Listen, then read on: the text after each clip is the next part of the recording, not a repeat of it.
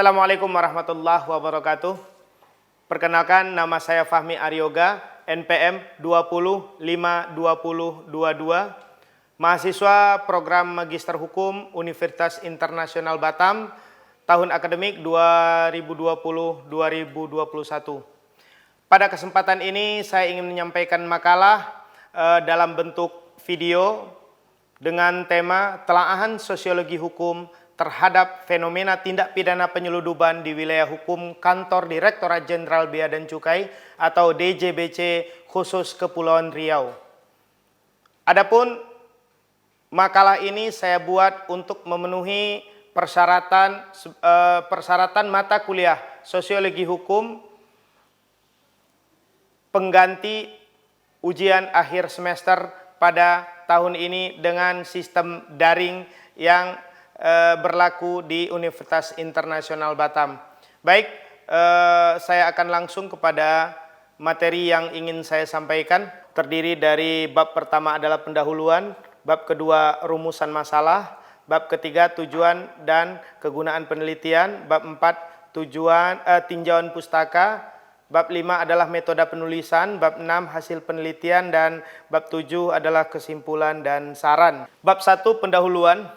Letak geografis Indonesia yang sangat strategis dan memiliki wilayah lautan yang sangat luas, harusnya dari sisi ekonomi dapat memberikan keuntungan yang besar. Salah satu utama jalur lalu lintas perdagangan internasional yang tidak bisa lepas dari wilayah laut teritorial Indonesia. Pengamanan wilayah laut adalah hal yang sangat penting dilakukan guna memastikan keamanan dan kedaulatan negara serta peningkatan sektor ekonomi dalam rangka pemanfaatan ruang laut sebagai sumber devisa untuk menunjang pembangunan nasional.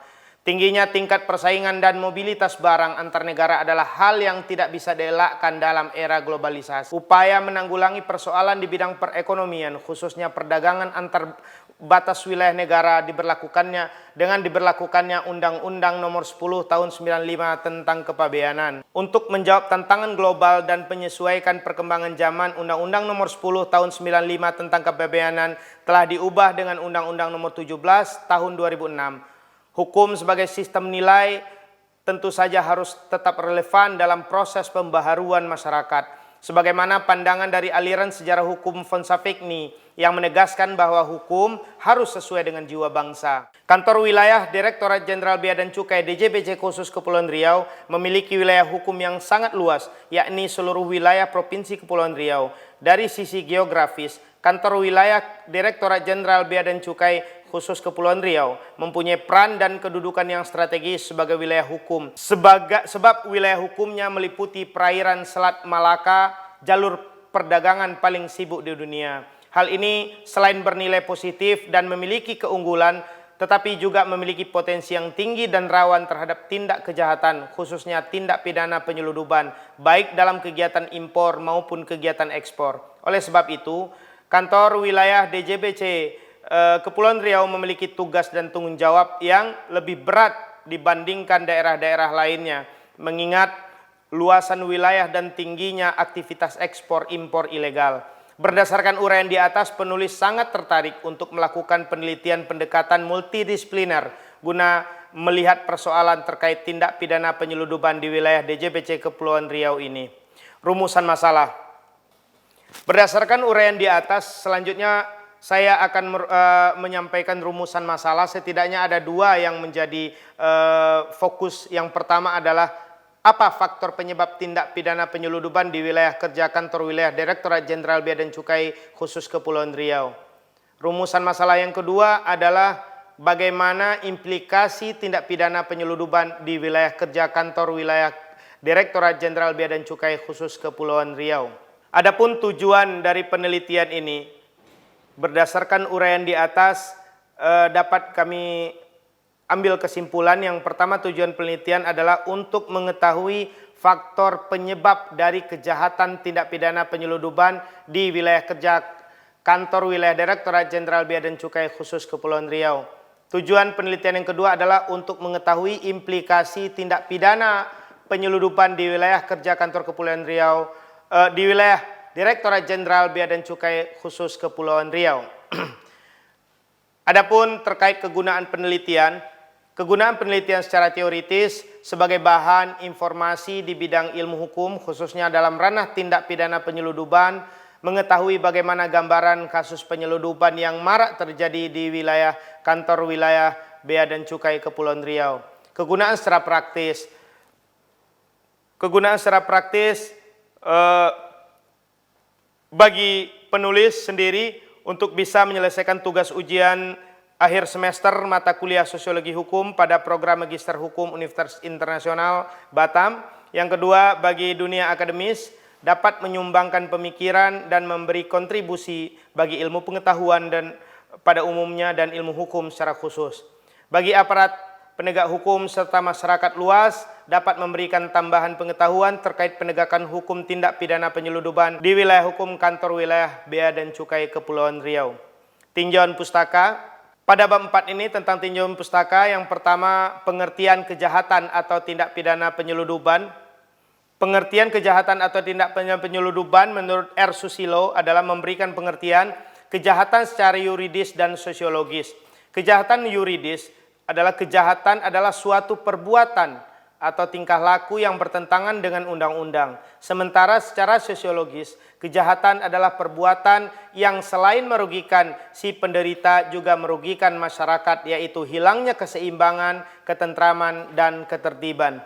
Pengertian tindak pidana atau perbuatan pidana sebagaimana istilah yang digunakan oleh Profesor Mulyatno dalam pidato Disnatalis Universitas Gajah Mada tanggal 19 Desember 1955 adalah perbuatan yang dilarang oleh suatu aturan hukum, larangan mana disertai ancaman atau sanksi yang berupa pidana tertentu bagi barang siapa yang melanggar larangan tersebut. Definisi penyeludupan atau smuggling atau smokol menurut Baharudin Lopa dalam bukunya Tindak Pidana Ekonomi adalah mengantar pulaukan barang dengan tidak memenuhi peraturan perundang-undangan yang berlaku atau tidak memenuhi formalitas pabean yang ditetapkan oleh peraturan perundang-undangan. Yang kedua, kepabeanan, pengertian kepabeanan. Dalam Undang-Undang RI nomor 17 tahun 2006 tentang perubahan atas Undang-Undang nomor 10 tahun 95 tentang kepabeanan menjelaskan bahwa yang dimaksud kepabeanan adalah segala sesuatu yang berhubungan dengan pengawasan atau lalu lintas barang yang masuk atau keluar dari daerah pabean serta pemungutan biaya masuk dan biaya keluar. B. Fungsi kepabeanan. Fungsi kepabeanan memiliki 3 fungsi utama, yaitu sebagai sumber pendapatan negara, sebagai fasilitas perdagangan dan perlindungan masyarakat. Yang ketiga adalah fungsi kepabeanan tersebut akan dijelaskan sebagai berikut. 1. Kepabeanan berfungsi sebagai sumber pendapatan negara yang memungut bea masuk terhadap barang yang diimpor. Fungsi yang kedua adalah fungsi sebagai fasilitas perdagangan. Fungsi sebagai fasilitas perdagangan merupakan fungsi yang sangat tampak pada kepabeanan yang mengatur terkait ekspor dan impor. Yang ketiga adalah fungsi perlindungan melalui pembatasan dan larangan ekspor impor, penangguhan impor atau ekspor barang. Hasil dari pelanggaran intelektual dan penindakan atas barang yang terkait dengan terorisme dan atau kejahatan lintas negara. Pembatasan dan larangan ekspor dan impor merupakan bentuk perlindungan terhadap masyarakat yang diatur di dalam pasal 53 ayat 1 dan ayat 2 Undang-Undang Kepabeanan. Bea dan Cukai merupakan institusi negara atau konvensional yang keberadaannya di bawah Kementerian Keuangan dan keberadaannya ada hampir di seluruh negara. Sama halnya dengan keberadaan kepolisian, kejaksaan, angkatan bersenjata. Bahwa pada triwulan 1 tahun anggaran 2020 itu Januari sampai Maret saja, Bea dan Cukai Kepulauan Riau telah melakukan 23 penindakan. Salah satu penindakan yang berhasil digagalkan itu adalah penyeludupan metapetamin dengan berat 26 kg. Total potensi kerugian negara atas tindak pidana penyeludupan narkoba ini adalah sebesar 56 miliar atas berbagai jenis komoditas. Tindak pidana kepabeanan adalah salah satu tindak pidana ekonomi. Yang dimaksud tindak pidana ekonomi terbagi kepada 2, yaitu tindak pidana ekonomi dalam arti sempit dan tindak pidana ekonomi dalam arti luas. Secara sempit, tindak pidana ekonomi adalah tindak pidana sebagaimana diatur pada pasal 1 Undang-Undang TPE, sedangkan secara luas tindak pidana ekonomi adalah tindak pidana sebagaimana diatur dalam pasal 1 Undang-Undang TPE, dan semua tindak pidana di luar Undang-Undang TPE yang bercorak dan bermotif ekonomi atau memberikan dampak negatif terhadap sistem perekonomian dan keuangan negara yang sehat. B. Morjono Reksodiputro memberikan pengertian bahwa kejahatan ekonomi sebagai setiap perbuatan yang melanggar peraturan perundang-undangan dalam bidang ekonomi dan di bidang keuangan dan serta mempunyai sanksi pidana. Adapun unsur-unsur dari tindak pidana ekonomi itu adalah satu, perbuatan dilakukan dalam kerangka kegiatan ekonomi yang pada dasarnya itu bersifat normal dan sah. Yang kedua, perbuatan tersebut melanggar atau merugikan kepentingan negara atau masyarakat secara umum, tidak hanya kepentingan individual. Yang ketiga, perbuatan itu mencakup pula perbuatan di lingkungan bisnis dan merugikan perusahaan lain atau individu. Bab selanjutnya, metode penulisan. Metode penulisan hukum pada umumnya membagi penelitian itu atas dua kelompok besar, yakni metode penelitian hukum normatif dan metode penelitian hukum empiris. Dalam melakukan penelitian terkait telaahan sosiologi hukum terhadap fenomena tindak pidana penyeludupan di wilayah hukum Kantor Direktorat Jenderal Bea dan Cukai DJBC khusus Kepulauan Riau ini, penulis menggunakan pendekatan metode penulisan hukum empiris kualitatif. Data yang diperoleh, baik itu data primer maupun data sekunder, dianalisis dengan menggunakan metode kualitatif untuk menjelaskan permasalahan yang dihadapi dan harus diatasi. Selanjutnya dari hasil analisis data akan dideskripsikan jawaban dari permasalahan yang diteliti. 6. Hasil penelitian dan pembahasan. 1. Hasil penelitian pembahasan bahwa tingginya angka tindak pidana penyeludupan di wilayah hukum kantor wilayah DJBC khusus Kepulauan Riau penting kiranya ditelusuri faktor yang menyebabkan terjadinya tindak pidana penyeludupan dan bagaimana modus operandi dari para pelaku penyeludupan guna merumuskan solusi penanggulangan, pencegahan dan penanganan tindak pidana penyeludupan secara efektif. Yang pertama, faktor penyebabnya itu adalah letak geografis. Di Indonesia sebagai negara kepulauan yang memiliki garis pantai sangat panjang dan berbatasan langsung dengan beberapa negara. Bahkan Kepulauan Riau mempunyai batas langsung dengan beberapa negara yang jaraknya sangat dekat, apalagi dengan Singapura dan Malaysia. Hal ini terbukti banyaknya hasil tangkapan dari pihak petugas bea dan cukai Kepulauan Riau itu berasal dari kedua negara tersebut, yaitu Malaysia dan Singapura. Dari beberapa kasus yang pernah penulis tangani sendiri, tidak sedikit aktivitas penyeludupan yang dilakukan oleh pelaku dengan pemanfaatan batas laut antara Singapura dengan Indonesia, tepatnya itu pada titik perairan Berakit Kabupaten Bintan yang hanya membutuhkan waktu itu sekitar 30-45 menit dengan menggunakan kapal biasa dan cukup 15 menit saja menggunakan speed atau kapal cepat dengan mesin tempel. Yang kedua adalah overproduksi di luar negeri. Salah satu negara yang berbatasan langsung dengan Kepulauan Riau adalah Singapura, di mana negara tersebut tidak dapat dipungkiri lebih unggul di bidang industri dan produksi. Berbagai produksi mulai dari bahan makanan, tekstil, elektronik, rokok, minuman alkohol maupun obat-obatan.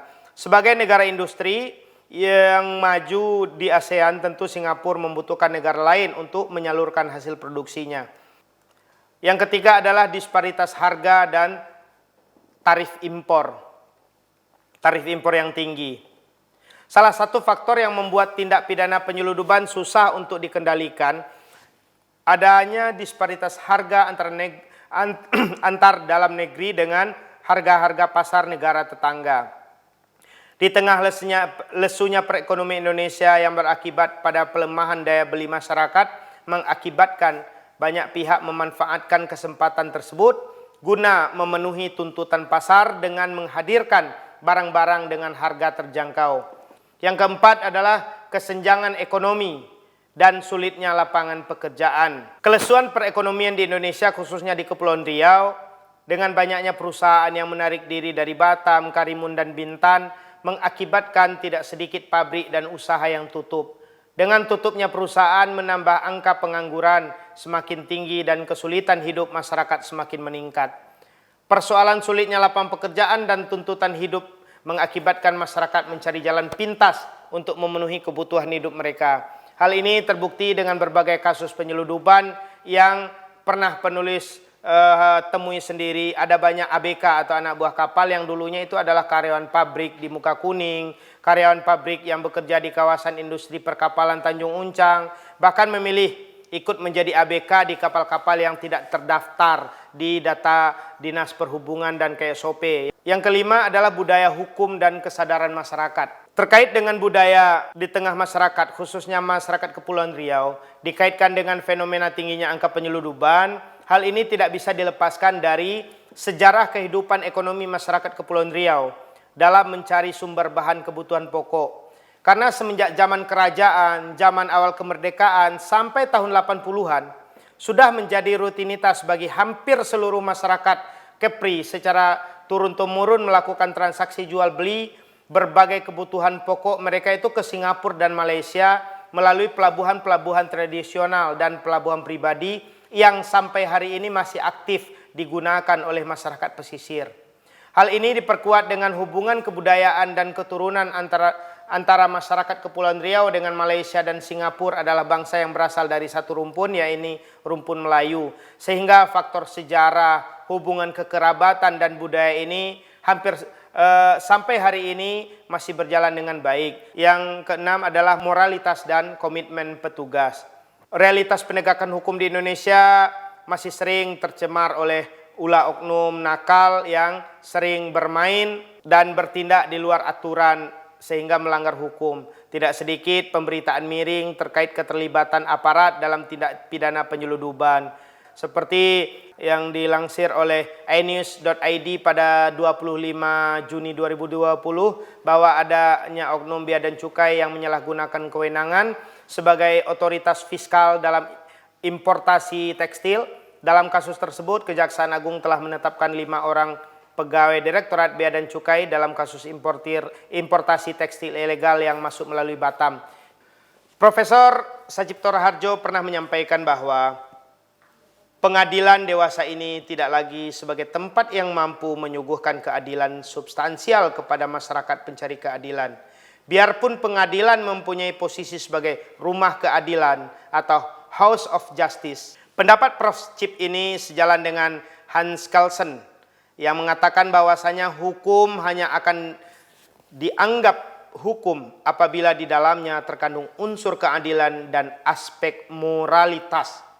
Maka lingkup penegakan hukum yang juga mesti mendukung bagi bertumbuh dan berkembangnya moralitas aparat penegak hukum. Dari pendapat ahli tersebut, moralitas aparat penegak hukum adalah hal penting dan sangat dibutuhkan sebagai jalan menggapai keadilan. Hukum akan semakin mumpuni dalam memecahkan berbagai persoalan jika dijalankan oleh aparat yang bermoral. Yang kedua, hasil penelitian dan pembahasan yaitu terkait implikasi tindak pidana penyeludupan. Tindak pidana penyeludupan memiliki dampak yang cukup signifikan terhadap berbagai aspek kehidupan berbangsa dan bernegara. Di antaranya satu, merusak sendi-sendi kehidupan ekonomi negara. Karena banjirnya peredaran barang-barang hasil tindak pidana penyeludupan tidak hanya merugikan keuangan negara semata, namun juga mematikan industri dan perekonomian nasional. Yang kedua, implikasi dari kejahatan tindak pidana penyeludupan ini adalah membahayakan sektor industri dan perdagangan. Berdasarkan data dari Kementerian Perindustrian pada tahun 2015, industri tekstil dan produk tekstil di dalam negeri tumbuh negatif sebesar minus 6,14%.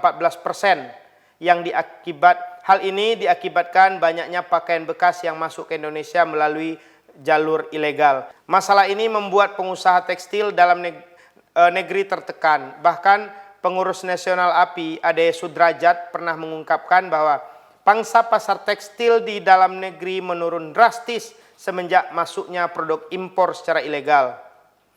Bahkan pangsa pasar lokal mencapai 60% dan anjlok ke angka 30,9% pada tahun 2015. Yang ketiga, implikasi dari penyeludupan, tindak pidana penyeludupan itu adalah mengancam kesehatan masyarakat. Dengan banyaknya masuk pakaian bekas dan narkotika secara ilegal ke Indonesia dapat mengancam kesehatan masyarakat. Di sini penulis fokus kepada pakaian bekas karena termasuk domain dari Bea dan Cukai. Impor pakaian bekas secara aturan telah dilarang tegas berdasarkan Peraturan Menteri Perdagangan Nomor 51/DAG/per/7/2015 tentang larangan impor pakaian bekas. Penjualan pakaian bekas impor juga dan bisa dikenakan Undang-Undang Nomor 7 Tahun 2014 tentang Perdagangan dan Undang-Undang Nomor 8 Tahun 1999 tentang Perlindungan Konsumen atau UU-PK. Undang-Undang Perdagangan pasal 36 dan pasal 47 ayat 1 menyebutkan pemerintah menetapkan larangan perdagangan pakaian bekas impor untuk kepentingan nasional dengan alasan melindungi kesehatan dan keselamatan manusia, hewan, ikan, tumbuhan, dan lingkungan hidup. Sehingga setiap importir wajib mengimpor barang dalam keadaan baru. 4. Pengaruhnya adalah implikasi kejahatan tindak pidana penyeludupan mempengaruhi pemasukan devisa negara. Customs atau instansi kepabeanan adalah lembaga organisasi yang keberadaannya sangat penting bagi suatu negara. Demikian pula dengan Direktorat Jenderal Bea dan Cukai di Indonesia adalah suatu instansi yang memiliki peran sangat penting. Selain memiliki tugas dan tanggung jawab untuk melindungi kepentingan bangsa dari sisi keamanan, pengiriman barang yang berbahaya di wilayah Indonesia ke wilayah Indonesia, Bea dan Cukai sangat berperan dalam peningkatan devisa negara. Pencapaian strategis DJBC pada tahun 2017 dalam realisasi penerimaan kepabeanan dan cukai termasuk kinerja pajak dalam rangka impor atau PDRI lainnya, total penerimaan perpajakan yang dilakukan pemungutan oleh DJBC mencapai 388,08 triliun atau berkontribusi sebesar 29% dalam penerimaan pajak. Selain itu, DJBC dalam mendukung sektor perdagangan maupun mampu mendorong perbaikan peringkat Indonesia pada survei Easy of Doing Business atau EUDB yang dilakukan oleh Bank Dunia pada 2017 menjadi peringkat 72 atau naik 19 peringkat dari tahun sebelumnya yang menduduki peringkat 91. Bahwa berdasarkan keterangan dari Sunario, Kepala Subdirektorat Tarif Cukai dan Harga Dasar Direktorat Jenderal Bea dan Cukai, bahwa kehadiran rokok ilegal sangat menekan produksi rokok dalam negeri. Hal ini seiring masih lemahnya penerapan cukai untuk melindungi rokok dalam negeri. Estimasi penerimaan negara dari cukai terkoreksi menjadi 165 triliun atau turun dari target penerimaan cukai hasil tembakau CHT yang ditetapkan sebesar 173,14 triliun per 30 Agustus 2020. Yang kelima adalah membahayakan keamanan negara. Dengan keberadaan sekitar 160 pelabuhan tikus di Kepulauan Riau dan luas laut yang menjadi jalur laut lalu lintas untuk aktivitas bagi penyeludupan akan menjadi ancaman tersendiri bagi masuknya barang-barang berbahaya dan mengancam keselamatan negara. Kejaksaan Negeri Karimun bersama DJBC Kepulauan Riau selama kurun 2011 hingga 2018 itu telah berhasil memproses kasus tindak pidana penyeludupan amonium nitrat sebanyak 532,9 ton yang berasal dari 10 perkara tindak pidana penyeludupan, di mana aluminium nitrat ini adalah salah satu unsur yang bisa digunakan untuk menjadi bom. Bab 5, kesimpulan bahwa mencegah tindak pidana penyeludupan tidak hanya tanggung jawab aparat penegak hukum semata, namun juga keikutsertaan dan partisipasi masyarakat serta kesadaran hukum dari pelaku usaha, sehingga dengan jalinan hubungan yang harmonis antar semua elemen bangsa diharapkan mampu mewujudkan supremasi hukum dan memastikan pembangunan yang berkelanjutan sebagaimana telah dicanangkan oleh pemerintahan dapat terwujud. Presiden Joko Widodo sudah sering menyampaikan bahwa pentingnya penanganan hukum yang lebih tegas dan keras terhadap pelaku tindak pidana penyeludupan. Bahwa Presiden juga meminta langkah pencegahan dan pengawasan di lapangan mesti ditingkatkan. Oleh karena peredaran barang-barang yang berasal dari tindak pidana penyeludupan tidak hanya merugikan keuangan negara semata, namun juga mematikan industri dan perekonomian nasional. Keluhan dari para distributor rokok ilegal yang ada di Kota Batam karena kehadiran rokok ilegal memberikan tekanan yang besar pada rokok dalam negeri. Padahal rokok adalah penyumbang devisa tertinggi dibandingkan dengan negara lain, yakni sebesar 61,4% atau setara dengan 200 triliun. Ini salah satu efek dari tindak pidana penyeludupan. Langkah pencegahan tindak pidana penyeludupan memberikan dampak positif yang sangat luas kepada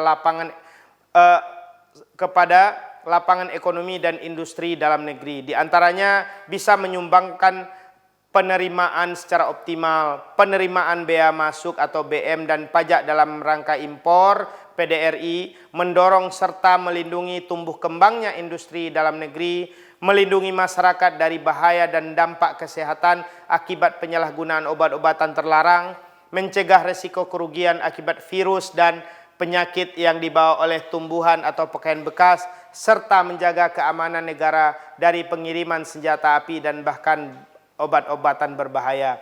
Moralitas aparat penegak hukum sangat urgen dalam penegakan hukum sebagai upaya mencapai keadilan, sebab hukum akan menjadi semakin baik kalau dijalankan oleh aparat yang bermoral tinggi. Hukum pada hakikatnya tidak dapat dipisahkan dari aspek moralitas, sebab aspek moralitas membuat hukum semakin superior dan kredibel sebagai sarana untuk mencapai tujuan hukum, termasuk mencapai keadilan. Bab ke-6, saran dan rekomendasi. 1. Kepada semua pihak yang terkait agar melakukan koordinasi yang baik dan menyatukan persepsi untuk melakukan pemberantasan tindak pidana penyeludupan serta mengambil tindakan tegas terhadap keberadaan pelabuhan ilegal sebagai sarana untuk melakukan kejahatan. Yang kedua, bagi lembaga pendidikan umum agar dapat lembaga pendidikan hukum agar dapat mendidik para mahasiswa hukumnya dengan sikap yang baik serta keteladanan merupakan salah satu cara untuk menanamkan moralitas yang baik. Sistem rekrutmen untuk menjadi aparat penegak hukum harus dilakukan dengan objektif dan sungguh-sungguh tanpa ada suap menyuap. Sistem rekrutmen yang baik akan melahirkan aparat penegak hukum yang kredibel, memiliki integritas kepribadian serta moral yang baik. Terhadap lembaga penegak hukum agar dapat menciptakan kondisi yang kondusif bagi pertumbuhan dan berkembangnya aparat penegak hukum yang bermoral tinggi. Kondisi yang baik tersebut bisa tercipta kalau aparat penegak hukum yang menjadi pemimpin atau atasan lembaga atau institusi tersebut menjadi teladan bagi para bawahannya. Setiap anggota aparat penegak hukum tetap bertahan dan berkomitmen terhadap moral individunya, sehingga menjadi sumbangan yang berarti bagi keberlangsungan moralitas kolektif dalam sebuah institusi penegak hukum. Selain itu, dalam institusi penegak hukum mesti ada jadwal yang teratur bagi pelatihan-pelatihan yang bersifat meningkatkan profesionalitas aparat penegak hukum dan kegiatan-kegiatan rohani yang menjadi bekal moral bagi para penegak hukum.